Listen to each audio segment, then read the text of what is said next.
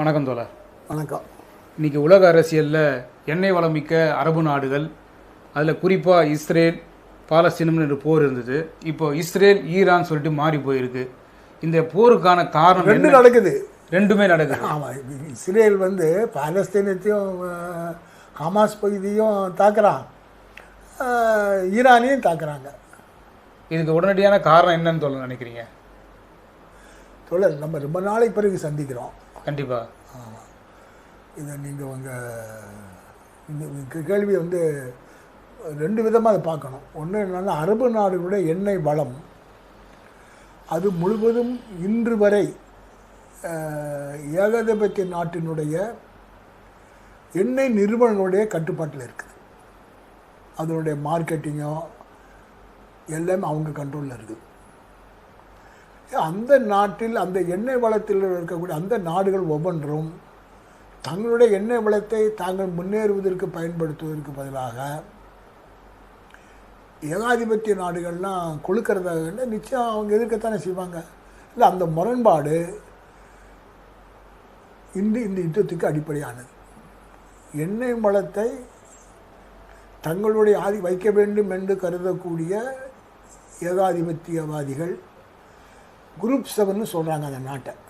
இந்த குரூப் 7 நாடுகள்லாம் யார் அப்படின்னா, America, Britain, France, Germany, Canada, Italy, Spain. இந்த G7 நாடுகள்னு சொல்கிறது. ஆமாம், குரூப் 7.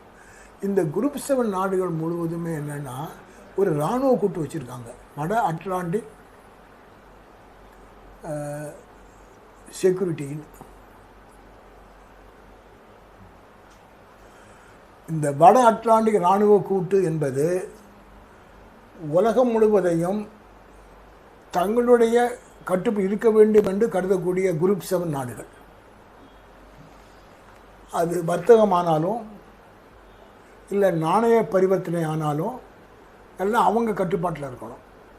அது மட்டுமல்ல, அதனுடைய தலைவராக இருக்கக்கூடிய அமெரிக்கா, அதனுடைய டாலர் ஆதிக்கம், அதனுடைய செல்வாக்கு தான் ஆயுத பலம். இதெல்லாம் தான் இன்றைக்கி உலகத்தை அவங்க என்ன சொல்கிறாங்கன்னா, நாங்கள் ஜனநாயக நாடு, எங்கள்லாம் ஜனநாயகத்தை பாதுகாக்க நாங்கள் வைத்திருக்கிறோம் என்று உலகத்தில் உள்ள பிற நாடுகளில் உள்ள செல்வாதாரங்களை சுரண்டி தங்களுடைய இராணுவ பலத்தால் அவங்க வளர்க்கிறதுக்காக முயற்சி பண்ணுறாங்க. இன்று எல்லா நாடுகளும் ஏகாதிபத்திய எதிர்ப்போடு இருக்கிறது, மக்கள் எதிர்ப்போடு இருக்கிறார்கள். அரசாங்கம் ஏகாதிபத்திய ஆதரவாக இருக்கலாம், ஆனால் மக்கள் எந்த நாட்டிலையும் அமெரிக்காவையோ பிரிட்டனையோ ஜெர்மனியோ ஆதரிக்கிறதில்லை. இப்போ அந்த முறையில் தான் இந்த அரபு நாடுகளுடைய எண்ணெய் வளத்தை தங்களது வைக்க வேண்டும் என்று நினைக்கக்கூடிய குரூப் 7 நாடுகள் உடைய ஏஜெண்டாகத்தான் இஸ்ரேல் அங்கே இருக்குது. இஸ்ரேலுக்கு யார் ஆயுதம் கொடுக்குறாங்கன்னு கேட்டால், இந்த குரூப் 7 நாடுகள் தான் ஆயுதம் கொடுக்குது. பிரான்ஸ் கொடுக்கும், அமெரிக்கா கொடுக்கும், பிரிட்டன் கொடுக்கும். சரி, இதுக்கு யார் நிதி கொடுக்குறான்னு கேட்டிங்கன்னா, பணம் வேணுமில்ல இஸ்ரேலுக்கு. அதுக்கு இந்த ஏகாதிபத்திய நாட்டினுடைய எண்ணெய் நிறுவனங்கள், அந்த எண்ணெய் நிறுவனங்கள் முழுவதும் கூட்டணி வைத்துக்கொண்டு தங்களுடைய ஆதிக்கத்தை நிலைநாட்டுவதற்கு இவங்களுக்கு காசு கொடுக்குறாங்க. இந்த சண்டை எண்ணெய் வளத்தின் மீது யார் ஆதிக்கம் செலுத்த வேண்டும், அந்தந்த நாட்டு மக்களுக்கு அது சொந்தமா இல்லை ஏகாதிபத்திய சொந்தமா என்ற சண்டை தான் அங்கே நடந்துக்கிட்டு இருக்குன்னு பார்க்கணும்.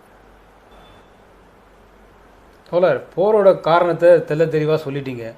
ஆனால் அந்த போரோட விளைவுகள் உலக அளவில் பொருளாதார துறையில் எந்த அளவுக்கு ஒரு மாற்றத்தை ஏற்படுத்தும் அப்படின்னு சொன்னீங்கன்னா நல்லாயிருக்கும் தோழர். இல்லை, இந்த போரின் விளைவுகள் எல்லா நாடுகளையும் பாதிக்கும். சண்டை போடுற நாடு அநேகமாக இஸ்ரேலும் பாதிக்கப்படும், ஈரானும் பாதிக்கப்படும். ரெண்டு பக்கமும் குண்டுகள் வீசி ரெண்டு பக்கமும் தாக்குறாங்க.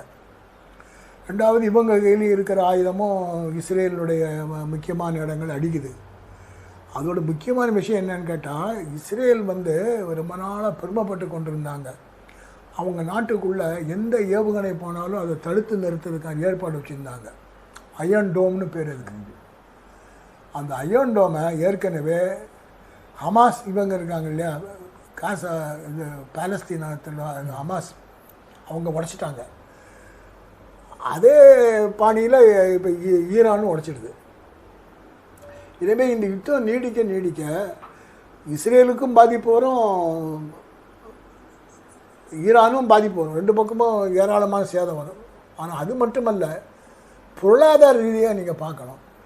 ஏன்னா இந்த இருக்கிற அரபு நாடுகளுடைய அந்த இருக்கிற இடம் இருக்கு இல்லையா, அது கப்பல் போக்குவரத்து ஆசியாவுக்கும் ஐரோப்பாவுக்கும் எல்லா நாடுகளையும் இணைக்கக்கூடிய கப்பல் போக்குவரத்து அங்கே தான் இருக்குது. அமெரிக்காவிலேருந்து எண்ணெய் இந்தியாவுக்கு வரணும்னாலோ இல்லை ஆப்பிரிக்காவுக்கு போகணும்னு சொன்னாலோ இந்த வழியாக தான் போகணும். எனவே இது என்ன ஆகும்னா, இந்த எண்ணெய் போக்குவரத்து இல்லைன்னு சொன்னால் எந்த நாட்டிலையும், இன்றைக்கி எல்லா நாடுகள்லேயும் எண்ணெய் என்பது முக்கியமான இதாக, மின்சாரம் உற்பத்தி பண்ணுவதற்கும் தொழிலுக்கும் எண்ணெய் இல்லாமல் முடியாது, எரிபொருள் இல்லாமல் முடியாது. சில நாடுகளில் அணுசக்தியை பயன்படுத்துகிறாங்க, அது கொஞ்சம் தான், எல்லாம் கிடையாது. ஆனால் எல்லா நாடுகளுக்கும் எண்ணெய் தேவைப்படுது. அப்போ அந்த விவகாரம் பாதிக்கும். அது அமெரிக்காவையும் பாதிக்கும், இந்தியாவையும் ரொம்ப அதிகமாக பாதிக்கும். இல்லை, இது உலக பொருளாதாரத்தை சீரழிக்கும். ட்ரம்ப் முட்டாத்தனமாக நினச்சிக்கிட்டு இருக்கிறாரு, இந்த யுத்தத்தினால தங்களுக்கு எந்த பாதிப்பும் வராதுன்னு முட்டாத்தனமாக நினச்சிக்கிட்டு இருக்கிறாரு. ஆனால் இப்பொழுதே அங்கே நெருக்கடியான சில பொருட்கள் போக்குவரத்து ஏற்கனவே தட்டுப்பாட்டில் இருக்குது. ஏற்கனவே அது சில பொருளாதார தடை விதித்து சீனாவிலேருந்து வர்ற பொருளை தடுத்ததுனால, சீனாவிலேருந்து பொருள் வராதனால அங்கே இருக்கக்கூடிய தொழில் பாதிச்சிருக்குது. சில முக்கியமான, அதாவது உலகமய செயலில் 3 விஷயங்கள் வந்து முக்கியமான செயின். அது என்னது? 1 இன்ஃபர்மேஷன் டெக்னாலஜி, 2 எரிசக்தி, 3 சோஷியல் சர்வீஸ். இந்த 3 வந்து உலக அளவில் இணைக்கப்பட்டிருக்கு. சீனாவிலேருந்து ஒரு சிப்பு போகாமல், இல்லை சீனாவிலேருந்து ஒரு சிப்பு தயாரிக்கிற மூலப்பொருள் போகாமல் அமெரிக்காவில் ஒன்றும் பண்ண முடியாது. அது பண்ண முடியாதுன்னு சொன்னால் இன்ஃபர்மேஷன் டெக்னாலஜி தான். பேங்க்கு வேலை செய்கிறதுலேருந்து, ஏராளமான வண்டி கார் ஓட்டுறதுலேருந்து எல்லாத்துக்கும் வந்து இப்போ வந்து சிப்பு தேவைப்படுது. இப்போ அது பாதிக்கும். எனவே மிகப்பெரிய நெருக்கடியை உருவாக்கும். ஆனால் அது தெரியாமல் ட்ரம்பும் மோடியும் இந்த யுத்தத்துக்கு ஆதரவாக நிற்பது அவங்க தற்கொலை பண்ணுறாங்கன்னு அர்த்தம். தோழர், 3 துறையில் இதோடைய விளைவுகள் இருக்குன்னு சொன்னீங்க. ஒன்று எரிசக்தி, ஒன்று ஐடி, இன்னொன்று சோசியல் சர்வீஸ். இது சோசியல் சர்வீஸில் என்னென்ன பிரிவுகள் உள்ளே வரும்னு நினைக்கிறீங்க? குறிப்பாக இந்தியாவில் இருக்கக்கூடிய தொழிலாளர்களில் எல்லா ஸ்கில்டு லேபர்ஸ் முழுவதும் உலகம் பூரா பரவி இருக்காங்க. இப்போ கனடாவில், அமெரிக்காவில், பிரிட்டனில், ஜெர்மனியில், அரபு நாடுகளில், அரபு நாடு அதிகமான நம்முடைய தொழிலாளர்கள் வேலை செய்கிறாங்க. இவங்க போக்குவரத்தெல்லாம் பாதிக்கும். இந்த நிர்மூல மோடி அதை கணக்கில் எடுக்கலை. அவர் என்னன்னா, இஸ்ரேல் வந்து இஸ்லாமிக் கண்ட்ரியெல்லாம் அட்டாக் பண்ணுதுன்னு அவர் அந்த மதவெளியில் அவர் பார்க்குறார் விஷயத்தை. நம்முடைய தொழிலாளர்கள் வெளிநாடுகளுக்கு போவதும், அங்கே யுத்தமில்லா நிலைமை இருந்தால் தான் அவங்க திருப்பி இங்கே சேஃபாக வர முடியும். இன்றைக்கி இருக்கக்கூடிய இந்தியாவில் இருக்கக்கூடிய 80% ஸ்கில்டு லேபர் முழு வெளிநாட்டில் தான் இருக்காங்க. அவங்களுடைய போக்குவரத்துக்கு இது இடைஞ்சலாகும். அதான் சோஷியல் சர்வீஸ். மோடி அரசு இஸ்ரேலை ஆதரித்து அவங்களுடைய நடவடிக்கை இருக்குது, இது சரியாக இருக்குமா? இந்த மோடியினுடைய இந்த இஸ்ரேல் ஆதரவு என்பது இந்திய மக்களுக்கு எதிரான விளைவுகளை உருவாக்கும். நான் ஏற்கனவே சொன்ன மாதிரி நம்முடைய வெளிநாட்டிலே இப்போ பணிபுரியக்கூடிய தொழிலாளர்கள் பாதிக்கப்படுவார்கள். 1.